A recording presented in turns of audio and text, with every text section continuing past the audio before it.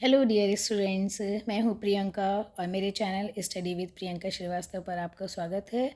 हम लोग political science के इम्पॉर्टेंट एमसीक्यूज़ कर रहे हैं।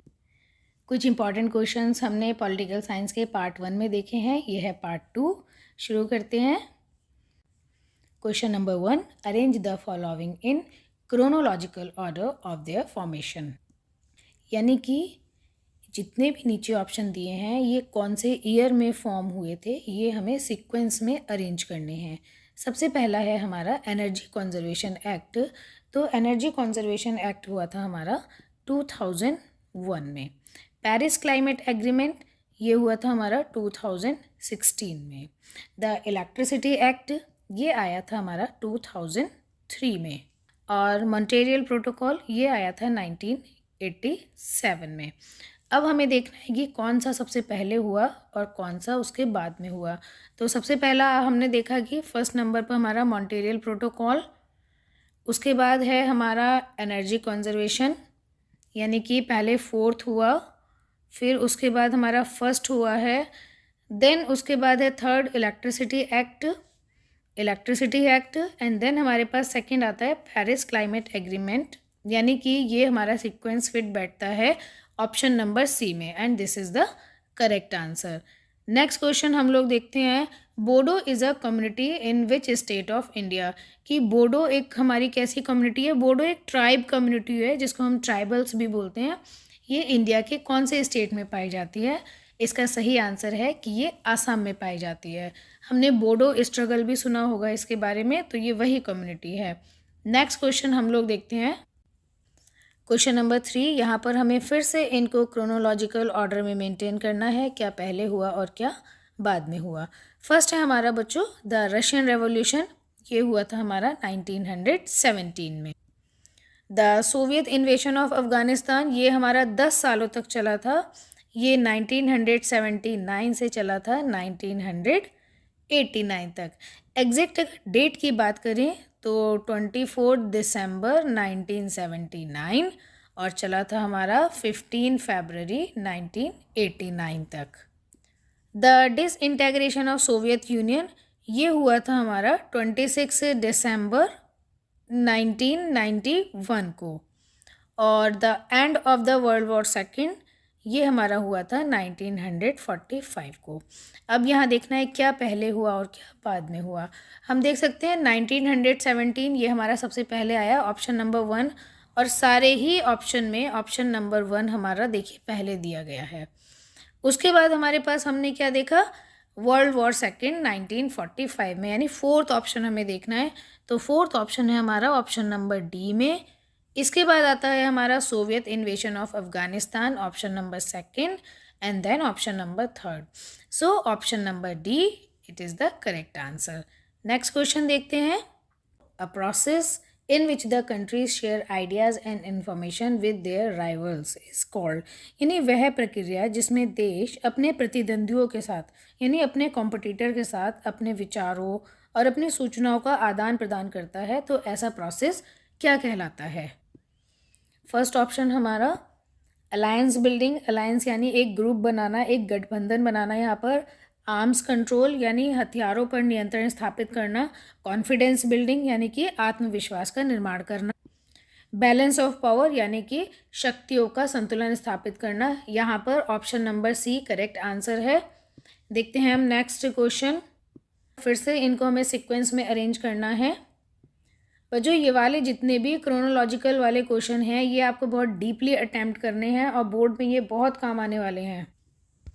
फर्स्ट है हमारा केमिकल वेपन कन्वेंशन, ये हुआ था बच्चों 1997 में और इसको हम CWC भी बोलते हैं, शॉर्ट फॉर्म में CWC बोला जाता है इसको। नॉन प्रोलिफरेशन ट्रीटी ये हुआ था हमारा 1970 में। बायोलॉजिकल वेपन्स कन्वेंशन ये हुआ था 1972। स्ट्रेटेजिक आर्म रिडक्शन ट्रीटी ये हुआ था हमारा 1991 में। अब आप देख लीजिए कौन सा सबसे पहले हुआ था और कौन सा बाद में हुआ था। तो सबसे पहले हम देखते हैं 1970 यानी ऑप्शन नंबर सेकंड। देख लीजिए ऑप्शन नंबर सेकंड ये हमें मिलता है 3 ऑप्शन में हमारे पास, ऑप्शन नंबर सी, बी, सी और डी में। यहाँ पर 1970 के बाद हुआ था 1972 जो कि है बायोलॉजिकल वेपन कन्वेंशन, यानी कि ऑप्शन नंबर थर्ड। आप देख लीजिए ऑप्शन नंबर थर्ड हमें मिलता है ऑप्शन नंबर डी में। उसके बाद होता है हमारा strategic arm reduction treaty 1991, fourth option. And then हमें मिलता है first option chemical weapon convention जो कि 1997 में हुआ था, यानी option number D is the correct answer. Next question देखते हैं हम लोग। Which government decided to implement the Mandal commission recommendation in 1990। तो सबसे पहले आपको पता होना चाहिए कि ये जो मंडल कमीशन है ये रिपोर्ट आई किस लिए थी। ये रिपोर्ट आई थी बच्चों ओबीसीज के लिए, यानी जो अदर बैकवर्ड क्लासेस है हमारी, अन्य पिछड़ा वर्ग जिसको बोलते हैं, उनके लिए आई थी। उनके सामाजिक और शैक्षिक उत्थान के लिए यहाँ पर प्रयास किए गए थे। और इसको मंडल कमीशन भी क्यों कहा जाता है, क्योंकि ये जो पूरा जो कमीशन बना हुआ था इसके जो अध्यक्ष थे वो कौन थे, वो थे हमारे बीपी मंडल। अब ये कभी कभी ये भी पूछा जाता है कि जो बीपी मंडल हैं इनका फुल नेम क्या था। तो बी फॉर हो जाएगा हमारा बिंदेश्वरी और पी फॉर हो जाएगा प्रसाद। बिंदेश्वरी प्रसाद मंडल इनका फुल नेम था। और ये जो इन्होंने रिपोर्ट दी थी बच्चों, मंडल कमीशन ने ये रिपोर्ट दी थी अपनी 1980 में, और उसके 10 साल बाद इनकी सिफारिशों को सुना गया था। तो उस समय जो हमारी गवर्नमेंट थी वो गवर्नमेंट थी हमारी नेशनल फ्रंट कॉलिशन गवर्नमेंट, ठीक है। और उस समय अगर प्राइम मिनिस्टर की बात करें, प्राइम मिनिस्टर कौन थे, तो प्राइम मिनिस्टर थे हमारे वीपी सिंह। नेक्स्ट देखते हैं क्वेश्चन नंबर 7। विच जज of the Allahabad high court declared Indira Gandhi's election invalid. यानी इलाहाबाद हाई कोर्ट के ऐसे कौन से जज थे जिन्होंने इंदिरा गांधी के इलेक्शन को इनवैलिड किया था। ये कौन से ईयर के इलेक्शन थे, ये 1971 के इलेक्शन थे। इन इलेक्शन को इनवैलिड घोषित किया गया था 1975 में। इस केस को बच्चों इंदिरा गांधी वर्सेस राज नारायण भी बोला गया था। और उस समय जो हमारे इलाहाबाद हाई कोर्ट के जज थे वो थे हमारे जगमोहन लाल सिन्हा, बहुत फेमस जज थे ये। Option number B correct answer. देखते हैं क्वेश्चन नंबर 8 हमारा। Match the following, important question है ये हमारा। देखते हैं सबसे पहले हमारा गरीबी हटाओ। ये हम सब बहुत ज़्यादा अवेयर है कि गरीबी हटाओ का नारा दिया था इंदिरा गांधी ने, यानी बी का ऑप्शन नंबर 1। अब ना देख लीजिए बी का ऑप्शन नंबर 1 कहाँ पर है, बी ऑप्शन नंबर 1 यानी ऑप्शन नंबर ए में है। दूसरा आप देख लीजिए, जैसे हम क्या देखते हैं रेलवे स्ट्राइक। तो रेलवे स्ट्राइक जो रेल का जो हड़ताल हुआ था उसका नेतृत्व किसने किया था, वो किया था जॉर्ज फर्नांडीज ने। D4 यहाँ पर भी हमें यही D4 मिल रहा है। टोटल रिवॉल्यूशन का नारा किसने दिया था, वो दिया था जयप्रकाश नारायण ने, जिनको हम जेपी भी बोलते हैं। और स्टूडेंट प्रोटेस्ट जो हुआ था हमारा वो था हमारा बिहार मूवमेंट से संबंधित, और यहाँ पर ये मिलते हैं हमें ऑप्शन नंबर ए में। So this is the correct answer. Next question number 9। Which of the following is generally consider a characteristic of a third world country. Third world country की क्या एक कैरेक्टरिस्टिक्स मानी जाती है। पहले आपको ये समझना है कि थर्ड वर्ल्ड कंट्री कौन से हैं।